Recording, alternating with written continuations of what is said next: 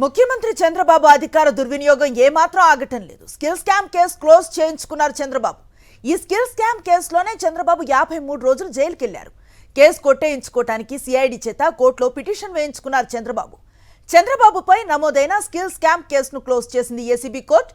ఈ కేసులో నేరం జరిగినట్లు ఎటువంటి ఆధారాలు లేవని సిఐడి పేర్కొనటం గమనార్హం. గతంలో స్కిల్ స్కామ్ లో అన్ని ఆధారాలు ఉన్నాయని కోర్టుకు చెప్పింది సిఐడినే. స్కిల్ స్కామ్ కేసులో గతంలో ఈడీ విచారణ కూడా చేసింది.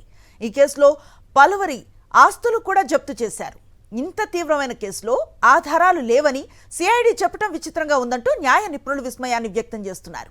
ఈ కేసులో మొత్తం 35 మందిపై సిఐడి కేసు క్లోజ్ చేసింది. ఇప్పటికే తనపై ఉన్న పలు కేసులను చంద్రబాబు క్లోజ్ చేయించుకున్నారు. ఇది అధికార దుర్వినియోగానికి పరాకాష్ట అంటూ వైఎస్ఆర్సీపీ మండిపడుతోంది. ఇదే అంశంపై పూర్తి సమాచారం అందిస్తారు మా కరెస్పాండెంట్ రవీంద్ర. ఈ స్కిల్ స్కామ్ కేసు క్లోజ్ చేసుకోవడం అన్నది రాజకీయ విశ్లేషకులు ఎలా చూస్తున్నారు? ఎలాంటి అప్డేట్స్ ఉన్నాయి?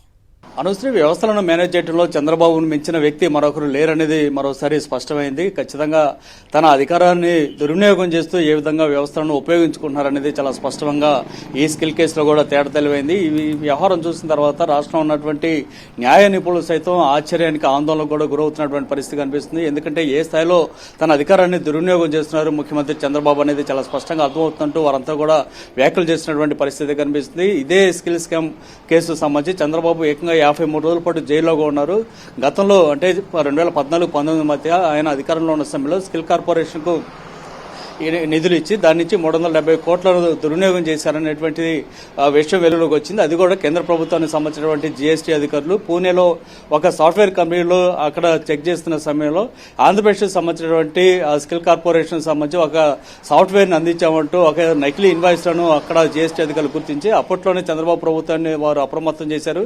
ఆ సమయంలో అంటే 2018లోనే సిఐడి అధికారులు ఇక్కడ కేసు కూడా నమోదు చేసినటువంటి పరిస్థితి. అయితే ఎన్నికలకు ముందు ఆ సంఘటన జరిగిన నేపథ్యంలో సిఐడి అధికారులు దాన్ని బయటికి రానికుండా చంద్రబాబు కూడా దాన్ని బయటికి వెల్లడి కాకుండా చేసినటువంటి పరిస్థితి. అయితే అప్పట్లోనే కేసు నమోదైన తర్వాత ఆ తర్వాత వచ్చిన ప్రభుత్వం కూడా ఈ కేసును కంటిన్యూ చేసిన సందర్భంలో అందరూ ఆశ్చర్యపోయేటువంటి విషయాలు వెలుగులోకి వచ్చాయి. మొత్తానికి కేసు సంబంధించి అధికారుల పాత్ర కంటే ముఖ్యమంత్రి చంద్రబాబే ముఖ్యమంత్రి హోదాలనే సంతకాలు చేసి ఏకంగా 371 కోట్ల రూపాయల నిధులను విడుదల చేసే విధంగా ఆయన ఆర్డర్స్ ఇచ్చినటువంటి పరిస్థితి కూడా వెలుగులోకి వచ్చింది. సో ఆ తర్వాత కేంద్ర ప్రభుత్వానికి సంబంధించినటువంటి ఈడీ అధికారులు కూడా ఎంక్వైరీ చేసి దాదాపు కొంతమంది 35 మంది మీద కేసులు నమోదు చేయడంతో పాటు కొంతమంది ఆస్తులను కూడా ఫ్రీజ్ చేసినటువంటి పరిస్థితి.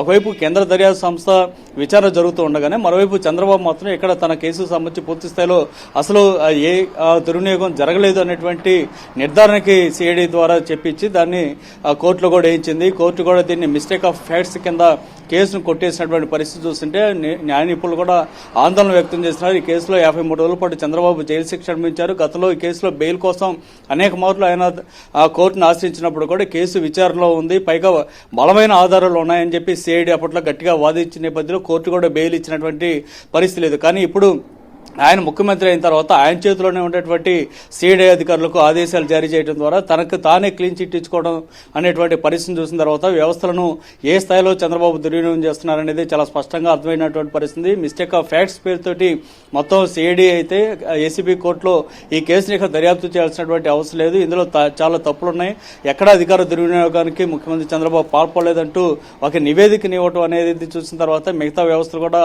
ఆందోళన వ్యక్తం చేసినటువంటి పరిస్థితి కనిపిస్తుంది. ముఖ్యంగా రాజకీయ వర్గాల్లో ఈ అంశం చాలా చర్చకు దారితీసినటువంటి పరిస్థితి కనిపిస్తుంది. ఇది ఒకటే కాదు, గతంలో కూడా అనేక కేసులు, ఫైబర్ నెట్ కేసు కానీ, రాజధానిలో అసైన్ భూముల కేసు సంబంధించి కానీ ఇట్లా అనేక కేసులను కూడా ఇదే విధంగా తనకు సంబంధం లేదంటూ సిఐడి అధికారులతోటి ఒక మిస్టేక్ ఆఫ్ ఫ్యాక్ట్స్ కింద నివేదిక పంపించడం, కేసులు కొట్టించుకున్నటువంటి పరిస్థితులు చూసిన తర్వాత ఏ స్థాయిలో చంద్రబాబు ఈ విధంగా అధికార దుర్వినియోగానికి పాల్పడుతున్నాడు అనేది స్పష్టమవుతుంది. మరోవైపు ఇదే కేసు సంబంధించి అంటే స్కిల్ డెవలప్మెంట్ కార్పొరేషన్ కేసు సంబంధించి ఈడీ అధికారులు కూడా విచారణ చేస్తూ ఉన్నారు. ఇప్పటికే కొంతమంది ఆస్తులకు సంబంధించి ఫ్రీజ్ చేసినటువంటి పరిస్థితి ఉంది. మరి ఈడీ ఏం చేయబోతుంది అనేది కూడా ఇప్పుడు ఆసక్తికర పరిణామంగా కనిపిస్తుంది.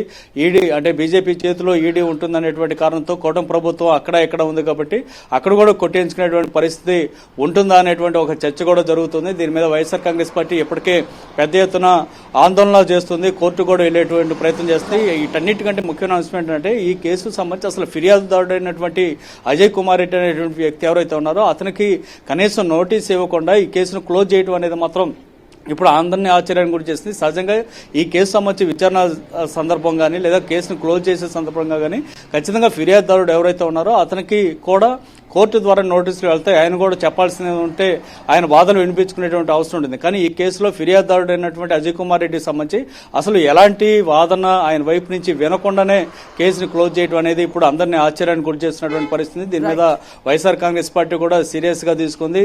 పైకోర్టులకు వెళ్లేందుకు కూడా ప్లాన్ చేసుకున్నటువంటి పరిస్థితి అయితే కనిపిస్తుంది. ఏదేమైనా చంద్రబాబు చేసినటువంటి అధికార దుర్వినియోగం అనేది ఇప్పుడు రాష్ట్రంలోనే కాదు దేశవ్యాప్తంగా కూడా తీవ్ర చర్చనీయాంశంగా మారింది. Thank you Ravindra.